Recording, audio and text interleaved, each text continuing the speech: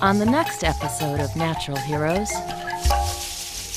Bones were great. I got hooked on bones in art school, studying Georgia O'Keeffe and Henry Moore. People ask me, why did I do it? I really had no idea. I got fish, amphibians, reptiles, birds, and mammals. In fact, the first skulls I collected, 2 of them, in 1953. So it's been 50 years of collecting skulls. Major funding for Natural Heroes is provided by General Hydroponics, bringing nature and technology together to feed a hungry world while protecting soil and water resources.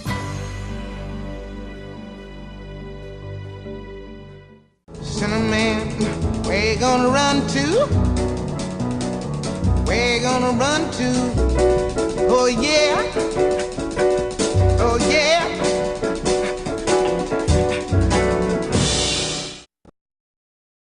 And by Alice's Garden.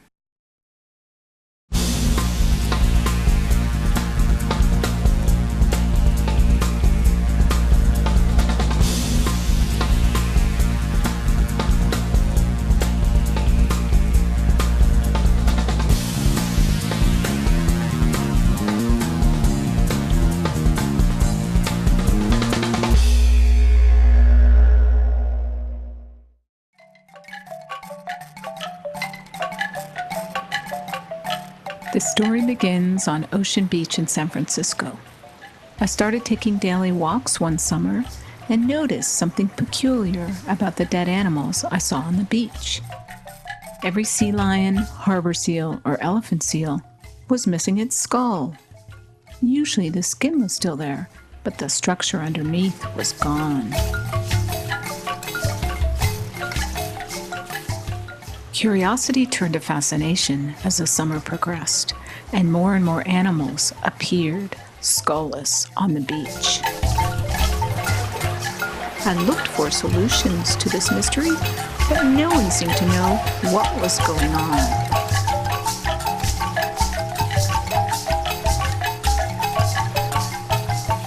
At December, I found some clues when I visited the skull exhibit at the California Academy of Science.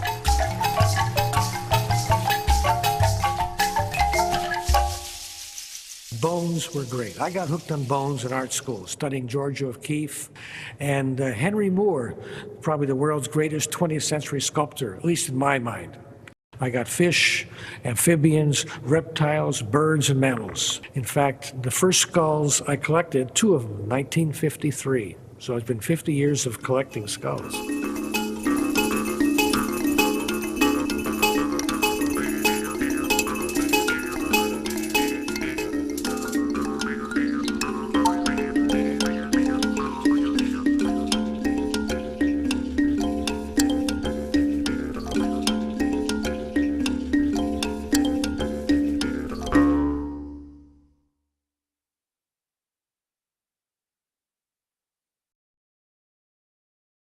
People ask me, why did I do it? I really had no idea. I used to do body surfing at Ocean Beach in San Francisco, and there's this dead seal, all bloated and stinking. I went home, got a knife, cut off its head. My parents were at work, so I cooked it on the stove in a pot to try and remove the flesh, and of course it stunk up the house. But that was my first skull, and in fact it's in the exhibit. And the reason it's in the exhibit, not because it's my first skull I collected, but the teeth are worn down flat to the gum line, which makes an unusual pathological comparison with the normal skulls, the harbor seal with scalloped teeth. So that's why it's in the exhibit. And later that spring, a young sea lion washed up dead, and I cut off its head. It was a little bit fresher. And from there on, I started collecting more skulls. I met Ray in 1947 in an art school situation. It was one of those wonderful situations where there was 150 men and 10 women. So I had my choice of the lot. I'm a native San Franciscan, and I spent most of my early years till I got drafted in the Army in art schools under scholarships. And after the Army, I got a GI Bill, and then I decided against doing art for a living. In college, I decided to major in biology because since grammar school, I was into nature. Always collecting creepy crawlies, reptiles and amphibians and crayfish and things like this. And in fact, my nickname was Reptile Ray. One thing about Ray, he was quite different from everybody else. The honeymoon trip occurred in 1954. It was a camping trip, 11 weeks of camping across the United States and Canada in an old Ford convertible, 1946 Ford. We ended up in Montreal and Quebec and New York and so on. Coming back to the Southwest, I saw the skeletal remains of a horse in Colorado. I hopped a fence, got out, collected the skull, the pelvis, the limb bones, the vertebrae, packed it in the back. Down in Utah, I got winter kill sheep, got a bunch of skulls there, and pelvises and vertebrae. In Arizona, I got more skulls. By the time I came back to California, the back seat was piled high with the bones of deceased animals. I didn't realize that Raymond would be such a collector of skulls, even on the honeymoon, except that we both got very interested and excited seeing these piles of bones out there in the field. They were beautiful. They had these big white masses of gorgeous shapes, and we just piled them up on the car. I never realized what it would lead to. And then from there on in, I was going out on weekends, looking for roadkills, and I made contact with the director of the zoo and the vet, and so they'd contact me when animals had died or they're going to euthanize an animal. So I got a nice large collection of exotic animals from around the world from the local zoos. Ray was hired at the Academy of Science in 1956. He stopped working full-time for them a few years later and went on to teach high school biology, human anatomy, and physiology for 32 years. Although he was employed by the Academy of Science for only a few years, he has remained with the Academy as a dedicated volunteer for more than half a century.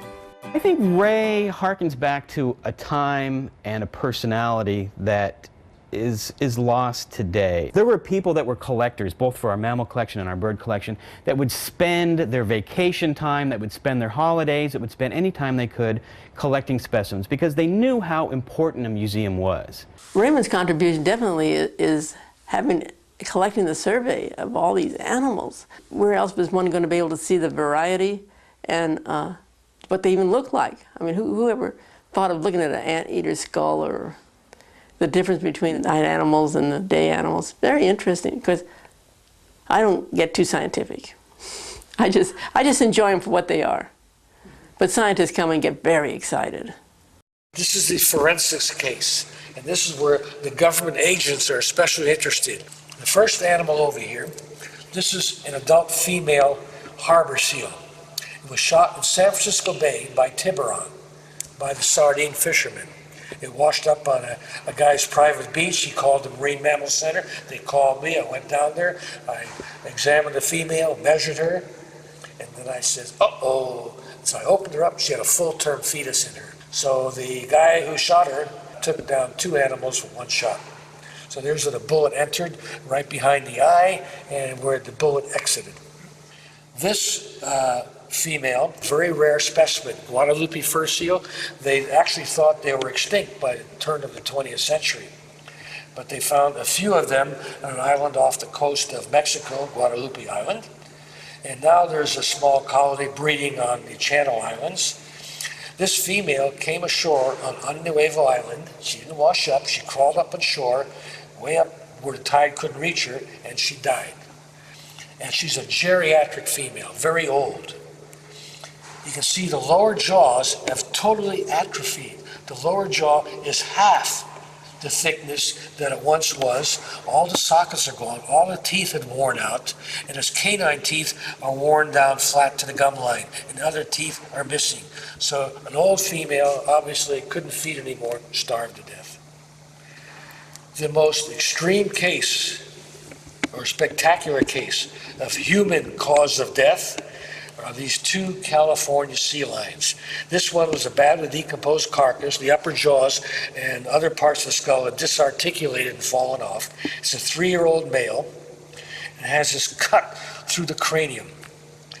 I looked at that cut, and to me, I thought propeller slash from an outboard motor from a Zodiac boat, perhaps. So I took it to our physical anthropologist, who now works for the coroner's office in San Francisco, and I said, Chuck, what would cause that gash across the skull, through the skull bone? Would it be an outboard motor propeller? He says, no. That wouldn't cause that type of cut but I couldn't tell you what caused that wound. 1 year later, to the same month, the same island, Nuevo Island, there's a California sea lion, a 3-year-old male. The body was intact and it was all wrapped up in a monofilament nylon gill net. So I cut away as much of the net as I could, and I removed the flesh, and cutting it out. And I found out that this animal had his head stuck in a nylon net. Now, for how long a period of time, I don't know, how many years, but this nylon net, it cut through the fur, cut through the muscle tissue, cut right through the bone into the brain case. That's half the story. Before the animal died, the bone started regenerating, growing back, trapping the nylon net inside his brain case. Now here's pretty obvious. Shotgun. So here's 1, 2, 3, 4, 5, and I have dozens of skulls at home with shotgun holes. And some of them, the pellets are still embedded in the bone, didn't go all the way through. And these 3 up here show rifle shots. Why do they shoot seals and sea lions? Well, they eat fish. It's competition.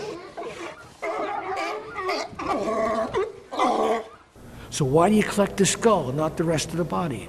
Well, if I'm walking up and down the beach for miles, and there's a carcass of a sea lion, there's no way I can call the carcass back.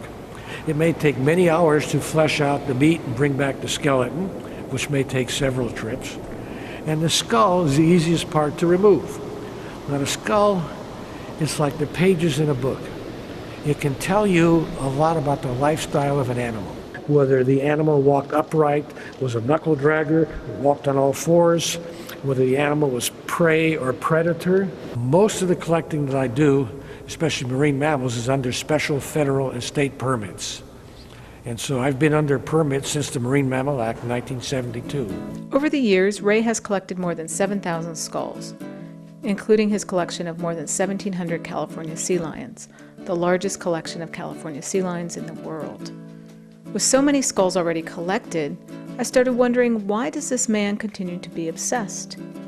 And more importantly, does this obsession really help inform science?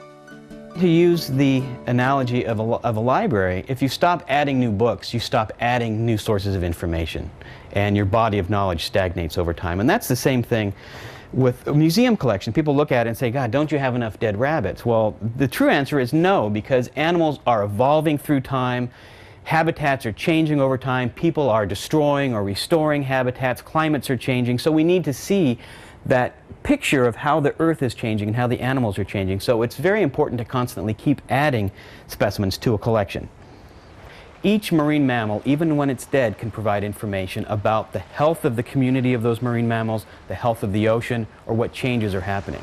So if there's an El Nino, for example, and one of the problems with an El Nino is that it tends to drive food fishes further offshore, so when you have an El Nino, there tends to be a very high rate of mortality. So collecting these animals, we could figure out what age classes are being hit. Are they young? Are they old? Are they adults? Are they breeding females? Are they non-breeding females?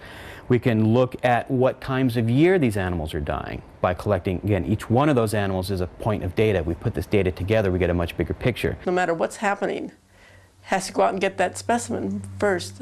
Even before dinner or after dinner, never after dinner, it's always before dinner, and then the dinner is at 12 o'clock. And I'm still of the old school where I prepare dinner. I gotta learn to unlearn that thing. But the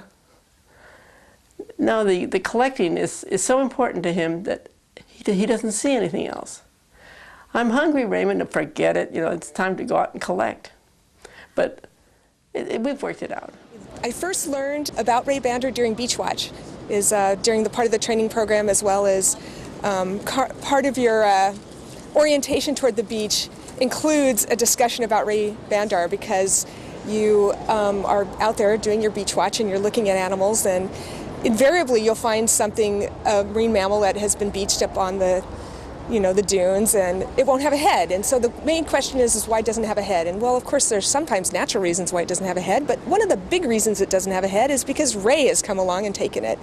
And so when I was first told this, I thought, okay, that's a little strange, but after 10 years of doing this, you realize that, he's just as much a part of the beach and the beach ecology as almost anything else. He's one of these kind of forces of nature. He's the force of nature that comes along and removes the head of the animal as they're out there on the beach. I think because Ray has been collecting these specimens for so long, he found out very early that you can ruin nice clothes with the blood and the oil and whatever filthy, foul juices come out of these dead animals. So if you meet him, you almost never see him in nice clothes. People frequently confuse him for a homeless guy, and on several occasions we've gotten calls from panicked and confused beachgoers calling us saying that there's this weird homeless guy that's cutting up this animal and we think he's going to try to eat this dolphin and he's just, we don't know what's going on. Should we call the police? And I usually say, well, what does he look like? Is he tall? Does he have this sort of silver Brillo pad of hair? Is he very animated about what, yeah, oh yeah, that's right, you know. I think every single time it's turned out to be Ray. One night, just about sunset, tide was coming in, I'm walking along the beach and there is an elephant seal, a large male elephant seal right at the tide line. And you've got waves hitting the back of it and he's there trying to take the skull out, and every time a wave would come he'd have to run away like a sanderling because the wave would push the animal over. So he was at risk of having this, you know, 1-ton animal roll over him. I had a lot of trouble getting an adult elephant skull off the body. And in order to get this skull severed from the body, I dug through the meat of the chewing muscles by the zygomatic arch or cheekbone, tied a rope in that hole there, and tied it to the bumper of my Volkswagen van. Well, it not only broke the zygomatic arch, but it started pulling the bumper off my VW van. So I had a heck of a time. But I eventually did get the skull off the animal. First time I met Ray, it was a very memorable evening. I was at a volunteer appreciation party at the California Academy of Sciences, and I had brought my friend Christina with me. We're there at the event, we're having a great time, and somebody says, hey, let's go to the laboratory. I'm like, oh, laboratory, California Academy of Sciences, test tube speakers, you know, I'm picturing bubbles. I don't know, I was just not thinking. So, come on, let's go. So we're following this guy, and he's got striped pants and a funky shirt and had this bow around his neck, but it was really a bone. It was a coyote bone or a pelvic bone or something like that, as he was wearing his bow tie. And then all of a sudden we go around the corner and whap! We're just nailed with the smell of dead marine mammal. So we go inside his laboratory and there's flesh-eating beetles in trays and turtle eggs and in various forms and formaldehyde and bones and oh God, it was just pretty awful. The smell in there was just amazing. I don't know how anybody can work in a laboratory like that. I got a chance to visit Ray's bug room myself, which was on the roof of the Academy of Science. Okay, I have the skull of a Guadalupe fur seal and the carcass of a bird here. And here's, I just put this in. You defleshed it first? Yeah, I took off most of the flesh. There's a little bit left, the moisture, and the mandible here has already been cleaned up. But here's the... How long ago did you put it in? I put this in less than an hour ago. And you call this the... Called the bug case, but they're not bugs, they're beetles. And the dermestid beetles are the ones that eat the flesh. It's the larvae. The adults just have sex. When the California Academy of Science closed down for renovations, Ray had to pack up and move too. The new facilities on Howard Street in downtown San Francisco were in a modern building without the necessary ventilation to keep odors from invading the exhibit halls. While Ray searched for a temporary place to do macerations in nearby governmental buildings, his friends in the scientific community wrote supportive letters. In the end, though, the cost of the facility was too substantial for the Academy. For the first time in his life, Ray was without a lab.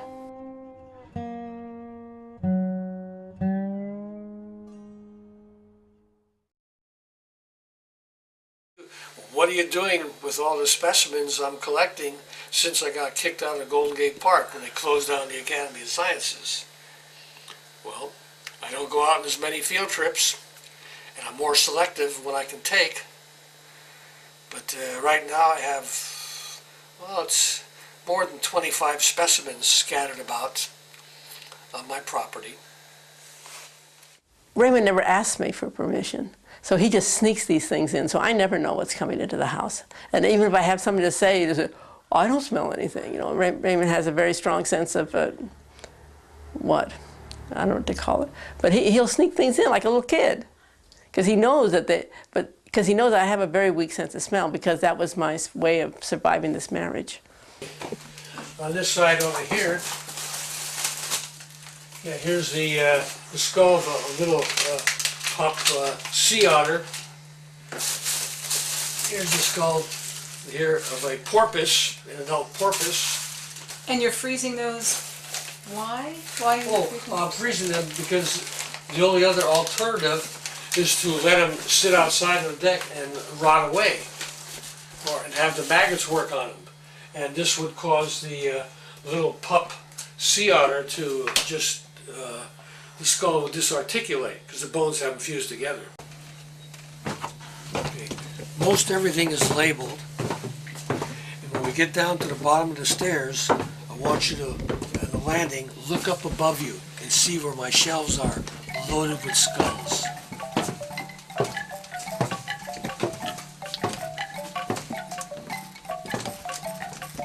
I'm going to turn on some more lights.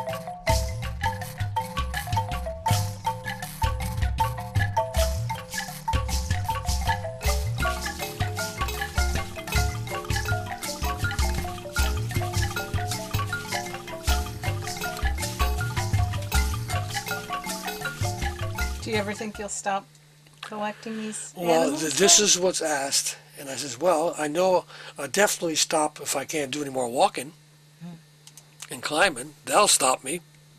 Do you think Ray will ever give up collecting skulls? Never. He'll never give it up. And it's getting a little more difficult walking around the house, but you have to be careful not to get impaled on something, or get knocked over by a rock. Or Ray is probably one of the most important resources we have here at the Academy, at least for this department, because not only is he retired and has the time to walk the beach and collect these animals, it's what he absolutely loves to do. So it's going to be difficult to find anybody that A, has the time, and B, has this consuming passion, obsession, to be able to do this, because a lot of people won't be able to stomach it. A lot of people don't really understand what goes on or why it's important. And so if we lose Ray, which I doubt we will for a long time, yeah, he is irreplaceable. He's somebody who's totally unique in many, many ways. the whole thing that really is my purpose of this is the fact that I was able to achieve my own freedom. I got really liberated by escaping, and it was very interesting. And because Raymond, he set the example. He said, doesn't matter, no matter what anybody else wants, you do what you want to do. And so there you are, you know, and it's a big advantage. My God, all of a sudden I said, what am I thinking of? I fell into the trap of being the little housewife that sits there with cooking and all that. And everything on its schedule. Forget it, there's no schedule any longer, and it's wonderful. It was amazing how much more interesting life became. Walking in soft sand for miles on the beach isn't the easiest thing. But I like the results. Yeah, they're sculptures to me. And I look at these and see all the individual variation, and I just wish I could lay them all out so you can see all the variation.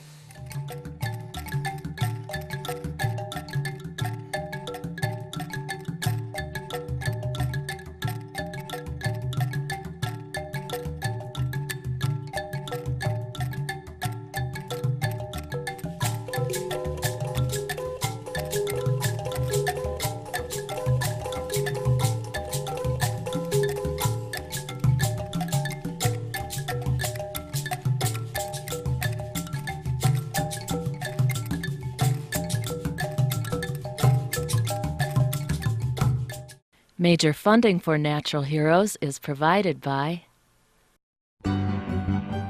General Hydroponics, bringing nature and technology together to feed a hungry world while protecting soil and water resources. Cinnamon, where you gonna run to? Where you gonna run to? Oh yeah, oh yeah.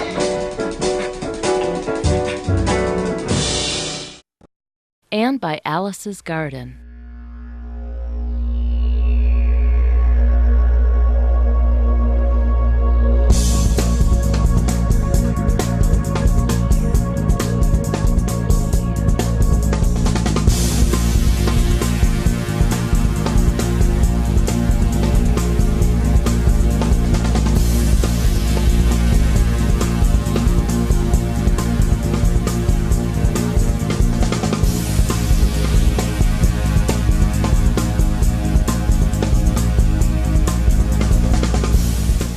For more information about Natural Heroes, to purchase videos, or to submit your film, visit naturalheroestv.com or call 1-800-287-2722.